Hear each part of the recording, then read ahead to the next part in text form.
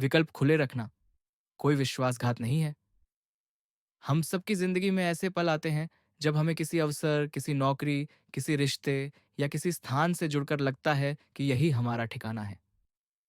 समाज, परिवार या दोस्त हमें बार बार यह कहते हैं, अब यहीं टिक जाओ और मत सोचो।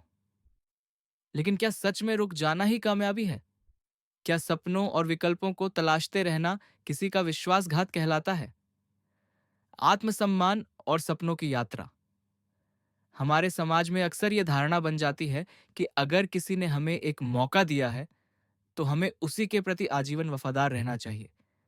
जैसे एक नौकरी मिलने पर यह उम्मीद की जाती है कि आप सालों तक वहीं काम करें, भले ही आपके सपने उससे आगे बढ़ने की मांग कर रहे हों। लेकिन सवाल यह है, क्या आत्मसम्मान और आत्मविकास को चुनना गलत है? सोचिए, अगर एपीजे अब्दुल कलाम साहब ने केवल शिक्षक बनने पर ही रुक जाने का फैसला कर लिया होता, तो क्या वे कभी भारत के मिसाइल मैन बन पाते?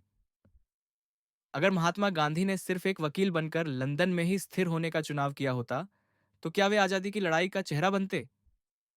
उन सब ने अपने विकल्प खुले रखे, उन्होंने रास्ते बदले, और यही कारण है कि वे असाधारण बने। विकल्प बंद करने का दबाव। कई बार हमें कहा जाता है, अब बहुत देख लिया, यही ठीक है, तुम्हें और क्या चाहिए? इतनी अच्छी नौकरी है, इसे छोड़ना विश्वासघात है। लेकिन असल में यह दबाव हमारी स्वतंत्रता को बांध देता है। लोग चाहते हैं कि हम वही करें जिससे उन्हें सुविधा हो, और जब हम आगे बढ़ने की कोशिश करते हैं तो वे इसे अकृतज्ञता का नाम दे देते हैं। उदाहरण, राहुल नाम का एक लड़का एक कंपनी में 5 साल से काम कर रहा था। शुरुआत में उसे सीखने का बहुत मौका मिला, लेकिन 5 साल बाद वही काम, वही पद और वही सैलरी रह गई। राहुल नए प्रोजेक्ट्स में दिलचस्पी लेने लगा और बाहर की कंपनियों में आवेदन करने लगा। जब उसके बॉस को पता चला तो उन्होंने कहा, हमने तुम्हें सिखाया, अब तुम हमें धोखा दे रहे हो। लेकिन क्या यह सचमुच धोखा था? नहीं, यह तो आत्मविकास की यात्रा थी। मदद और नियंत्रण का फर्क। जिंदगी में कई बार लोग हमारी मदद करते हैं, लेकिन जब वे उस मदद के बदले में हमारी स्वतंत्रता छीनने की कोशिश करते हैं तो वह मदद नहीं रह जाती, वह नियंत्रण बन जाती है। जैसे अगर कोई दोस्त आपको पढ़ाई में मदद करता है और फिर कहता है, अब तुम्हें वही करना होगा जो मैं कहूं, तो यह मदद नहीं, एक तरह का सौदा है। सच्ची मदद वही है जो बिना शर्त के हो। विकल्प खुले रखने का असली मतलब, विकल्प खुले रखना मतलब अपने सपनों के प्रति ईमानदार रहना, अपने करियर, रिश्तों और जीवन में बेहतर संभावनाएं तलाशना। यह समझना कि ठहराव अक्सर हमें अंदर से तोड़ देता है। यह किसी के प्रति बेवफाई नहीं है, बल्कि यह अपने जीवन के प्रति वफादारी है। भावनात्मक जुड़ाव। कल्पना कीजिए, आप एक ट्रेन में सफर कर रहे हैं। सामने एक सुंदर स्टेशन आता है। लोग कहते हैं, यहीं उतर जाओ, यही तुम्हारा गंतव्य है। लेकिन आपका दिल कहता है कि आपकी मंजिल अभी और आगे है। अगर आप दूसरों की बात मानकर वहीं उतर जाते हैं, तो क्या आप कभी जान पाएंगे कि आगे का सफर कैसा था? जीवन भी कुछ ऐसा ही है।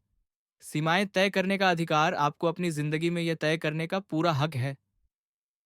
कहाँ काम करना है, किसके साथ रिश्ते निभाने हैं, किस सपने को जीना है, यह अधिकार किसी से छीन कर नहीं दिया जाता। यह आपका जन्मसिद्ध अधिकार है।